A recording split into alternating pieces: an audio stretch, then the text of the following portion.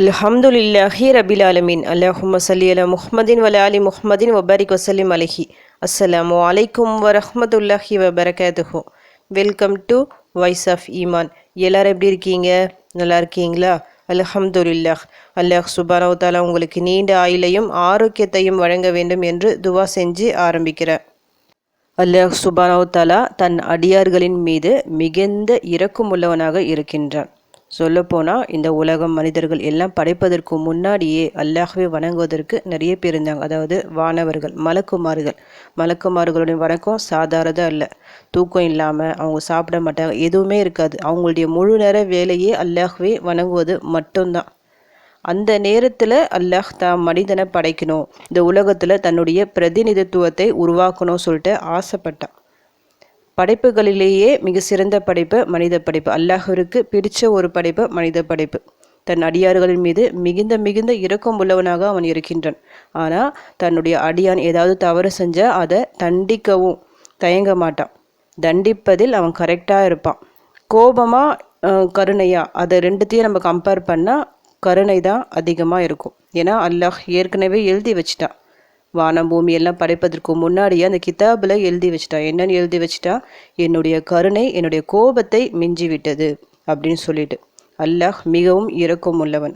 நாம் அவன்கிட்ட கையேந்தி நம்முடைய கஷ்டங்களை பிரச்சனைகளை கையேந்தி அவன்கிட்ட துவா செய்யும்போது, உதவி கேட்கும்போது நிச்சயமாக அவன் செய்வான்.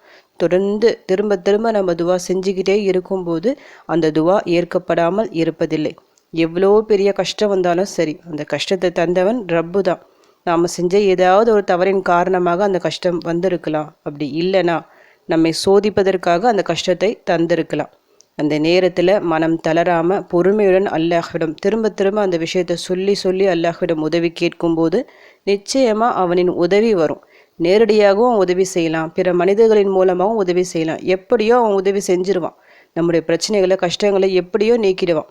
இப்போ ஏதாவது ஒரு காரியம் ஆக வேண்டியிருக்கு, அந்த காரியத்துக்காக இந்த காரியம் ஆகணும்னு சொல்லிட்டு அந்த காரியத்தை அல்லாஹ்விடம் ஒப்படைக்கும் போது, அந்த பொறுப்பை அல்லாஹ்விடம் கொடுக்கும்போது அந்த காரியத்தின் முடிவு மிக சிறந்ததாக இருக்கும். எந்த ஒரு காரியம் இருந்தாலும் சரி, ஒவ்வொருத்தருக்கும் ஒவ்வொரு தேவைகள் இருக்கும்ல. ஒருத்தவங்களுக்கு நல்ல வேலை வேணும்னு நினைப்பாங்க. சில பேருக்கு நல்ல ஒரு மனைவி இல்லை நல்ல கணவன் வரணும், சீக்கிரமாக திருமணம் ஆகணும் அப்படின்னு நினைப்பாங்க. நல்லா படிக்கணும், படித்து முடிச்சுட்டு இந்த பொசிஷனில் வரணும்னு சொல்லிட்டு ஆசைப்படுவாங்க. தன்னுடைய மகனோ மகளோ இந்த பொசிஷனுக்கு வரணும், இந்த மாதிரி வளரணும்னு ஆசைப்படுவாங்க. சொந்த வீடு வாங்கணும்னு ஆசைப்படுவாங்க. நிறைய பேருக்கு நிறைய காரியங்கள் இருக்கும். அந்த காரியத்தை நியத்தை வச்சுக்கிட்டு அல்லாஹ்விடம் துவா செய்யும்போது எப்படி கேட்கணும்? நான் இதை மாதிரி வாங்கணும்னு ஆசைப்படுறேன், உங்ககிட்ட ஒப்படைச்சிடுறேன், நீயே பார்த்துக்கோ, இதனுடைய முடிவு எனக்கு சிறப்பாக இருக்கணும் சொல்லிட்டு நீங்கள் துவா செஞ்சு பாருங்கள். கண்டிப்பாக அந்த காரியம் நிறைவேறும். அல்லாஹ் தன்னிடம் பொறுப்பை ஒப்படைப்பவர்களை மிகவும் விரும்புகின்றான். அந்த பொறுப்பை அவன் ஏற்றுப்பான். என்னுடைய அடியான இந்த பொறுப்பை இந்த காரியத்தை என்கிட்ட ஒப்படைச்சிட்டான், இதை நான் சரியாக பண்ணணும், இதை அவனுக்கு சரியான முறையில் அவனுக்கு பிடிச்ச முறையில் தரணும் சொல்லிட்டு அவன் உடனடியாக கொஞ்சம் தாமதமாகவும் ஆகலாம், ஆனால் நிச்சயமாக நாம் நாடிய அந்த விஷயம் நடக்கும். அப்படி நம்முடைய தேவையை அந்த காரியத்தை உடனுக்குடன் சீக்கிரமாக நிறைவேற்றி தரக்கூடிய, நம்முடைய கஷ்டங்களை உடனே தீர்க்கக்கூடிய ஒரு வசனத்தை, அல் குரானில் இருக்கிற ஒரு வசனம் இது. அதை தான் இன்றைக்கி நான் சொல்ல போகிறேன்.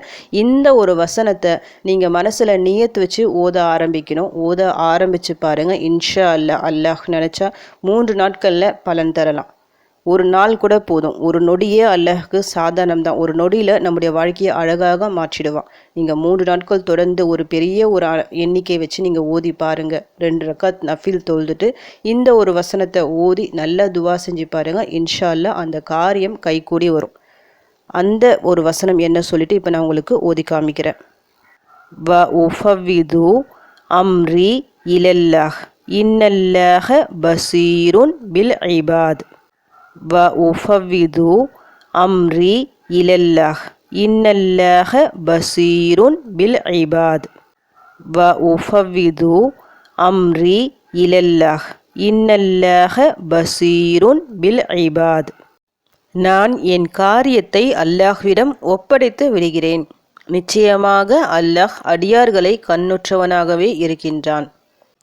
அல்லாஹ் சுப்ஹானஹு வ தஆலா 24 மணி நேரமும் நம்மை கண்காணித்து கொண்டு தான் இருக்கிறான். நாம் என்னெல்லாம் பேசுகிறோம், என்னெல்லாம் செய்கிறோம், அது எல்லாத்தையும் பார்த்துட்டு இருக்கான். நாம் கேட்குற ஒவ்வொரு துவாக்களையும் அவன் கேட்டுட்டு தான் இருக்கான். நாம் திரும்ப திரும்ப அந்த விஷயத்தை அல்லாஹ்விடம் கேட்டுகிட்டே இருக்கும்போது என்னுடைய அடியான் இந்த விஷயத்தை கேட்டுக்கிட்டே இருக்கிறான், நிச்சயமாக நான் அவனுக்கு அதை தருவேன் சொல்லிட்டு அல்லாஹ் நமக்கு தருவான். அல்லாஹ்விடம் நாம் கேட்கும் துவாக்களை அவன் ஒருபோதும் நிராகரிப்பதில்லை. துவாவும் ஒரு அமல் தான். இப்போ நம்ம துவா செய்வதால் 2 வித நன்மைகள் நமக்கு கிடைக்கும். ஒன்று அமல் செய்த நன்மை, இன்னொன்று என்ன, நம்முடைய தேவைகள் நிறைவேறும். 3 விதங்களில் கண்டிப்பாக அல்லாஹ் பதில் தருவான். ஒன்று நம்ம கேட்ட உடனே தந்துடுவான், இல்லை சிறிது தாமதப்படுத்தி தரலாம். அப்படி இல்லைன்னா நமக்கு வர இருந்த பெரிய ஒரு ஆபத்தை நீக்கி இருக்கலாம், நமக்கு தெரியாது.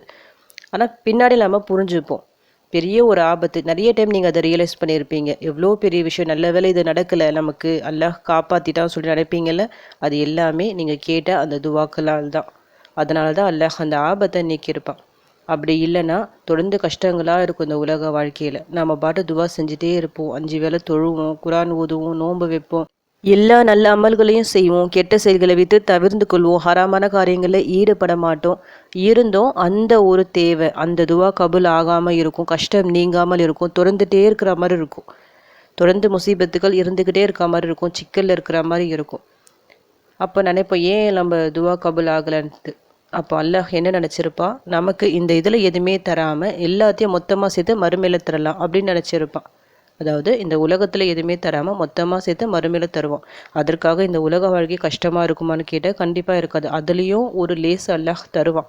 நம்மால் தாங்க முடியாத ஒரு கஷ்டத்தை என்றைக்குமே அவன் தரமாட்டான். எந்த ஒரு மனிதருக்கும் சரி, அவனால் தாங்கக்கூடிய சக்தி, அந்த சக்தி இருக்கும் அவனால். அந்த நேரத்தில் அது நமக்கு வெளிப்படாது.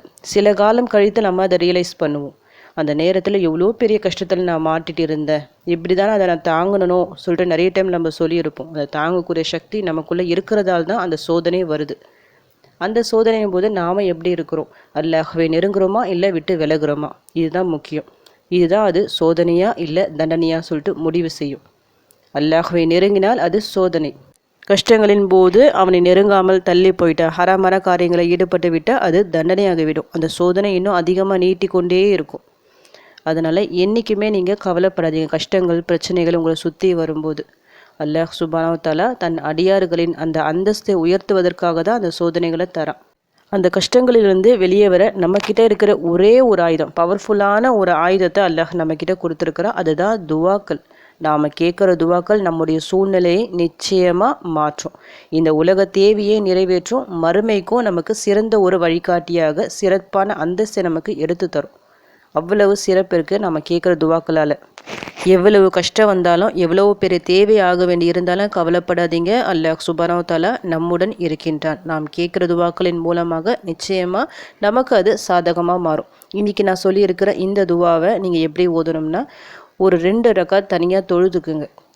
தொழுது அதே இருப்பில் இந்த ஒரு துவாவை ஓதிக்கிங்க. எத்தனை முறை வேணும்னாலும் ஓதலாம். இந்த துவாவை ஓதுவதற்கு முன்னாடி செலவாத் ஒரு 3 முறை ஓதிக்கிங்க. ஓதிய பின்பும் செலவாத் ஓதிக்கிங்க.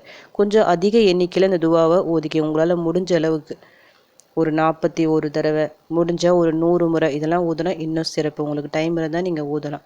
ஆனால் ஒரே நியத்தோடு ஓதணும். ஓதும்போது வேறு எந்த சிதறல்களும் உங்களுக்கு இருக்கக்கூடாது. எதை பற்றியும் நீங்கள் யோசிக்கக்கூடாது. முழுக்க முழுக்க உங்களுடைய அந்த காரியம் நிறைவேறணும், உங்களுடைய அந்த கஷ்டம் நீங்களும், இதை பற்றி தான் இருக்கணும். இந்த துவாவை ஓதன உடனே அந்த ஒரு காரியம் அல்லாஹின் பொறுப்பிற்கு போய்விடும். உடனே நிச்சயமாக அந்த காரியத்தை அல்லாஹ் நிறைவேற்றி தருவான். அவன் நினச்சா ஒரு நாளில் நிறைவேற்றி தருவான். அப்படி இல்லைனா ஒரு 2வது நாள், இல்லைனா 3வது நாள் சொல்லி தொடர்ந்து நீங்கள் ஓதிக்கிட்டே வாங்க. ஒரு வாரம், அதிகபட்சம் ஒரு வாரம் தான் இன்ஷா அல்லாஹ். அதுக்குள்ளே அந்த பிரச்சனை உங்களுக்கு தீர்வாகும். அந்த பிரச்சனைக்கு ஒரு தீர்வு கிடைக்கும்.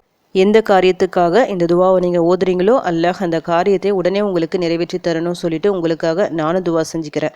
எனக்காகவும் என் குடும்பத்திற்காகவும் நீங்களும் துவா செஞ்சுக்கிங்க. அல்ஹம்துலில்லாஹ். இந்த வீடியோ உங்கள் எல்லாருக்கும் யூஸ்ஃபுல்லாக இருந்துக்கும்னு நினைக்கிறேன். நீங்கள் தெரிஞ்ச இந்த விஷயத்தை மற்றவங்களுக்கும் எத்தி வைங்க. இதன் மூலம் அவர்களும் பலனடையலாம். இன்ஷா அல்லாஹ். அடுத்த பதிவில் சந்திக்கலாம். ஜஸக்கல்லாஹு கைரன் கசீரா. அஸ்ஸலாமு அலைக்கும் வரஹ்மத்துல்லாஹி வபரகாத்துஹு.